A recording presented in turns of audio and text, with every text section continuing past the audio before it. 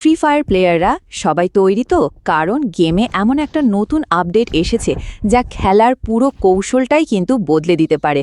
চলুন একদম ভেতর থেকে দেখে আসা যাক কি আছে এই আপডেটে। এই যে ছবিটা দেখছেন একেবারে ধুন্ধুমার অ্যাকশন, তাই না? কিন্তু শুধু অ্যাকশনই না, ভালো করে খেয়াল করলে দেখবেন ইন্টারফেসে কিছু নতুন জিনিসও যোগ হয়েছে। আর এটাই কিন্তু গেমে আসা একটা নতুন আর শক্তিশালী ফিচারের ইঙ্গিত দিচ্ছে। তো সবার মনে এখন একটাই প্রশ্ন, এই যে নতুন কিলিং মেশিন বাটনের কথা বলা হচ্ছে, জিনিসটা আসলে কি? চলুন এই ব্যাপারটারই গভীরে গিয়ে আজ সবকিছু জেনে নেওয়া যাক। এক কথায় বলতে গেলে কিলিং মেশিন হলো একটা নতুন পাওয়ার আপ। মানে এটা অ্যাক্টিভেট করলে প্লেয়াররা কিছুক্ষণের জন্য অসীম শক্তিশালী হয়ে উঠবে, যা যুদ্ধের মোড় ঘুরিয়ে দেওয়ার জন্য যথেষ্ট। এটা কিন্তু একটা অস্থায়ী ক্ষমতা, তবে এর প্রভাব বিশাল হতে পারে। আচ্ছা, জিনিসটা কি তা তো বোঝা গেল, কিন্তু আসল কথা হলো এটা ব্যবহার করতে হবে কিভাবে। মজার ব্যাপার হলো এই ছবিটার মধ্যে কিন্তু উত্তরটা লুকিয়ে আছে। চলুন ধাপে ধাপে ব্যাপারটা দেখে নিই। পুরো ব্যাপারটা কিন্তু একদম সোজা, মাত্র 3টে সহজ স্টেপ। প্রথমে খেলার মাধ্যমে এই এবিলিটিটা চার্জ করতে হবে।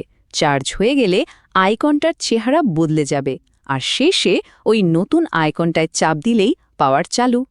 এখানেই দেখুন আসল মজাটা। যখনই অ্যাবিলিটিটা ব্যবহারের জন্য রেডি হয়ে যাবে, স্ক্রিনে ঠিক এই রকম একটা সোনালি আইকন জ্বলে উঠবে। বুঝতেই পারছেন, এটাই হলো সিগন্যাল। আর ডেভেলপাররা যে প্লেয়ারদের জন্য ব্যাপারটা কতটা সহজ করে দিয়েছে সেটা এখানে পরিষ্কার। ছবিতেই দেখুন একটা অ্যারো দিয়ে দেখিয়ে দিচ্ছে, আর পরিষ্কার বাংলায় লেখা এভাবে সক্রিয় করুন। মানে এই ছবিটাই তো একটা ছোটখাটো গাইড বুক, তাই না? এবং ফাইনাল স্টেপ, যেই মুহূর্তে ওই সোনালি আইকনে প্রেস করা হবে, ওটা সাথে সাথে বদলে গিয়ে এই রকম একটা জ্বলন্ত লাল আইকন হয়ে যাবে। আর এর মানে হলো কিলিং মেশিন মোড এখন চালু। এবার শুধু অ্যাকশনের অপেক্ষা।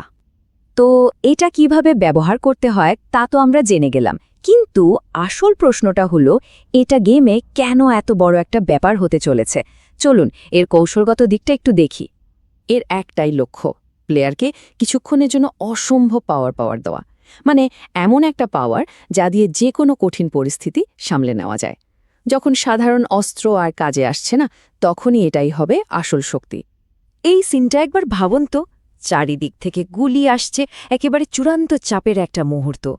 ঠিক এই সময়ে যদি এই অ্যাবিলিটিটা ব্যবহার করা যায়, তাহলে খেলার মোড়ই ঘুরে যাবে। শত্রুর ওপর পুরোপুরি দখল নেওয়াটা তখন অনেক সহজ হয়ে যাবে।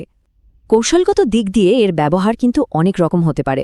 ধরুন একটা ফাইটে প্রায় হারতে বসেছেন, এটা অ্যাক্টিভেট করে পুরো ম্যাচটাই জিতিয়ে দেওয়া সম্ভব।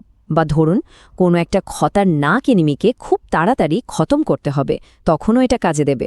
আবার প্রতিপক্ষের ডিফেন্স ভাঙার জন্য বা নিজের স্কোয়াডকে অ্যাট্যাক করার একটা সুযোগ করে দেওয়ার জন্য এর জুড়ি নেই। আচ্ছা, সব তো হলো, এবার চলুন একটু বড় পরিসরে ভাবি। এই একটা ফিচার কি ফ্রি ফায়ারের পুরো খেলার ধরনটাই পাল্টে দেওয়ার ক্ষমতা রাখে? ব্যাপারটা হলো এই ছোট্ট একটা ব্যাটন একটা পুরো ম্যাচের মেটা, মানে খেলার যে প্রতিষ্ঠিত কৌশলগুলো আছে সেটাকে পুরোপুরি ওলটপালট করে দিতে পারে।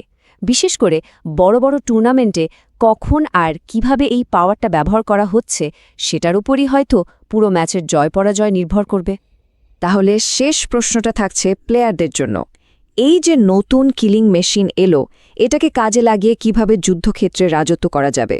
কি হবে মাস্টার প্ল্যান? অবশ্যই ভাবার মতো একটা ব্যাপার।